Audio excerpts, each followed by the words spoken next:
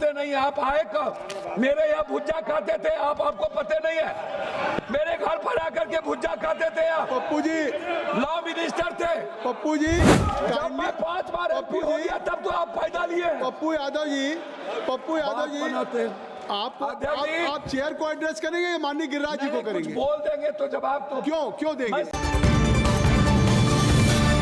बिहार के दो सांसद पप्पू यादव और गिरिराज सिंह के बीच सदन में उस वक्त तू मैं की शुरुआत हो गई जब पप्पू यादव ओम बिरला के खिलाफ लाए गए अविश्वास प्रस्ताव पर बोलने की शुरुआत कर रहे थे।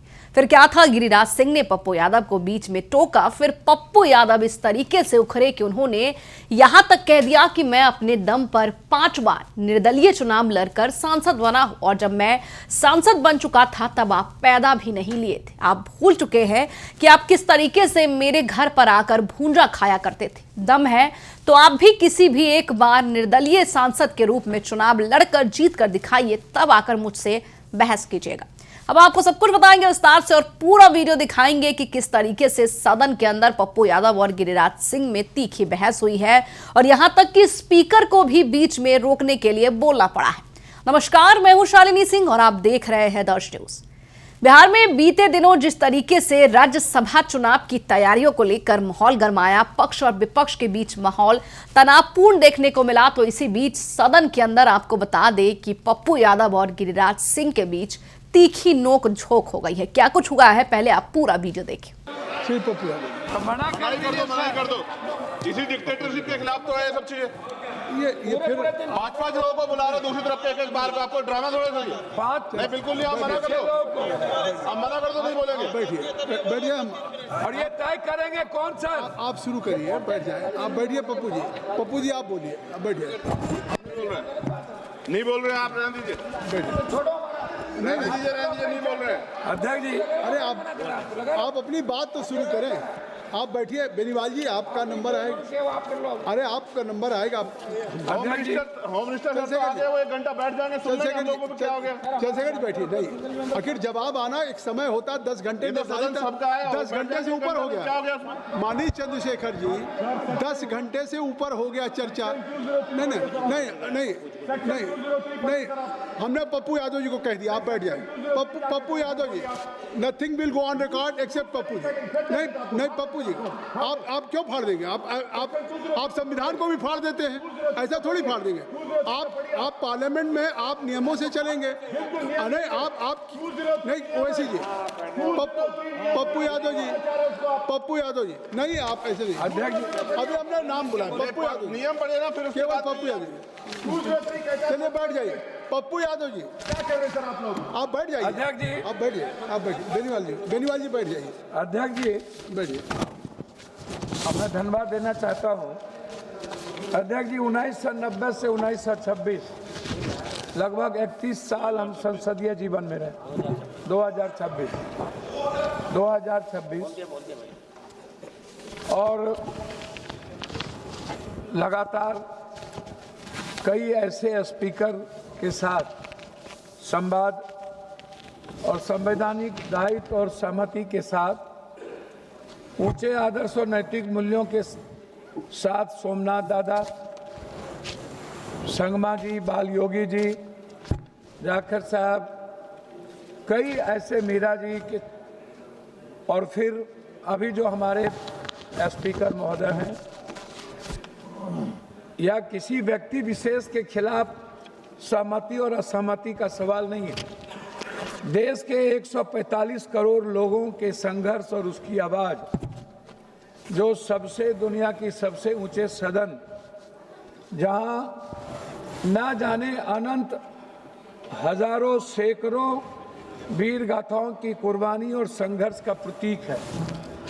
चाहे तिलका मांझी हो, भगवान बिरसा मुंडा हो, सिद्धू कानू हो, लोरिक हो, अल्लाह रुदल हो, बाबा साहब अम्बेडकर हो, चाहे वो संत रविदास हो, कबीर हो, चाहे दुनिया के जितने इतिहास, भगत सिंह, चंद्रशेखर जी, जिनका भी, अब्दुल हमीद, अशफाकुल्ला, जिनकी भी हिस्ट्री को आप ले लीजिए, वह इसी लोकतांत्रिक मूल्यों की रक्षा के लिए इन्होंने कुर्बानी दी।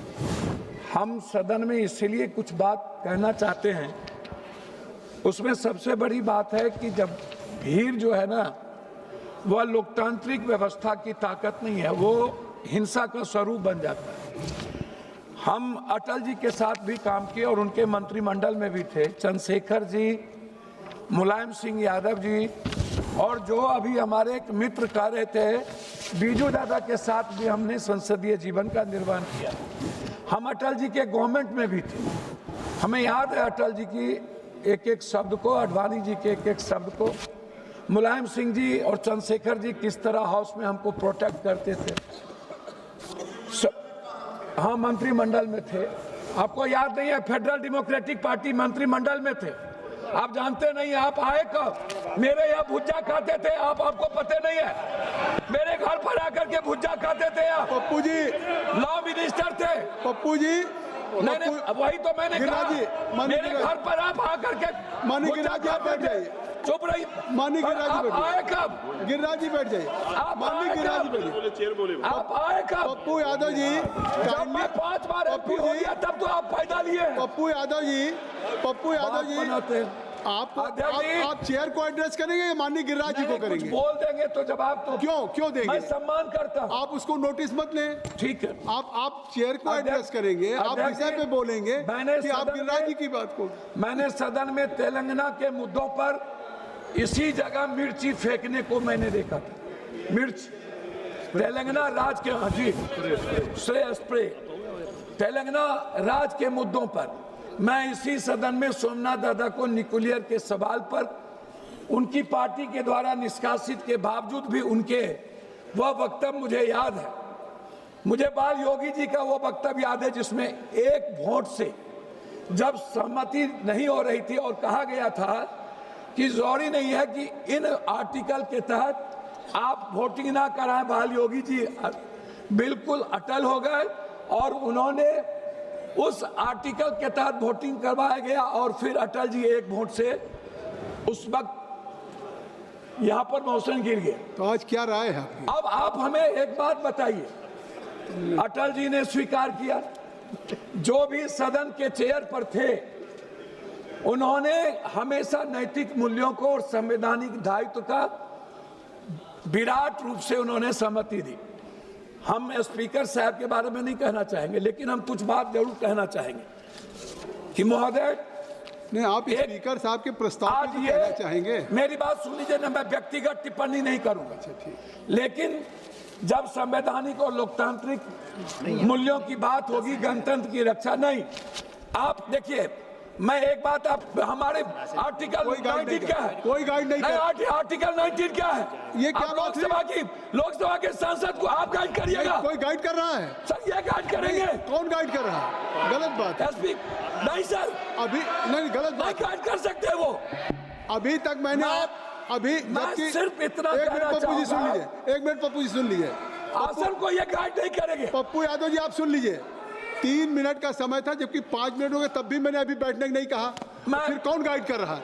ये बात 3 मिनट अध्यक्ष सीनियर सांसद इस तरीके से नहीं कहा जाता। तो मैं अपनी बात, एक मिनट में अपनी बात खत्म करने के पहले एक आग्रह करूंगा कि महोदय, 7 बार संसदीय जीवन में होने के बाद हमारे अनुराग जी कह रहे थे, एक बार इन लोगों को बोलिए पार्टी से अलग इंडिपेंडेंट चुनाव लड़े। आप कहे ये बात अच्छा लगेगा हमको। आप अनुराग जी की बात छोड़िए। और एक आग्रह है, मैं मानता हूं, इन्होंने चैलेंज करता हूं, और इन्होंने कहा मेरे बेटे के बारे में, मेरा बेटा आईपीएल खेल रहा है, इससे मतलब नहीं। मैं बता दूं, अब ये किसी के कृपा कोई नहीं, बात नहीं हुई चर्चा किया इस प्रस्ताव, उन्होंने दूसरी चर्चा किया। अध्यक्ष महोदय, दूसरी चर्चा उन्होंने मेरे बारे में यह किया। मैं और अवसर मिलेगा, और अवसर मिलेगा जब ये बात आप कहिएगा। आपको अभी डिमांड फॉर ग्रांट्स पे अवसर मिलेगा। क्रिकेट खेलने की बात यहाँ क्या कर? सर एक मिनट, कंक्लूड कर दीजिए, अपनी बात कंक्लूड कर दीजिए। कि आडवाणी जी एक थे, हाँ, कंक्लूड। लेकिन जब भी कोई प्रतिनिधित्व करने का मौका था तो अटल जी को सिंगल होने के बाद सदन और सत्ता पक्ष उनको मौका देते थे।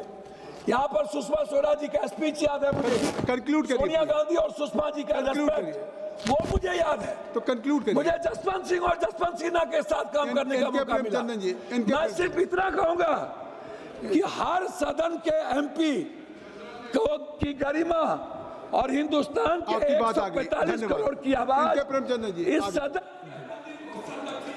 धन्यवाद। तो देखा आपने, पप्पू यादव ने गिरिराज सिंह को चैलेंज कर दिया है कि अगर आप में हिम्मत है तो एक बार अकेले चुनाव लड़कर, बिना किसी पार्टी के निर्दलीय लड़कर जीत कर दिखाइए, तब मैं जान जाऊंगा और मान जाऊंगा कि आप में कितनी काबिलियत है। फिलहाल इस खबर में इतना ही, लेकिन आपकी क्या राय है हमें कमेंट बॉक्स में लिखकर जरूर बताएं।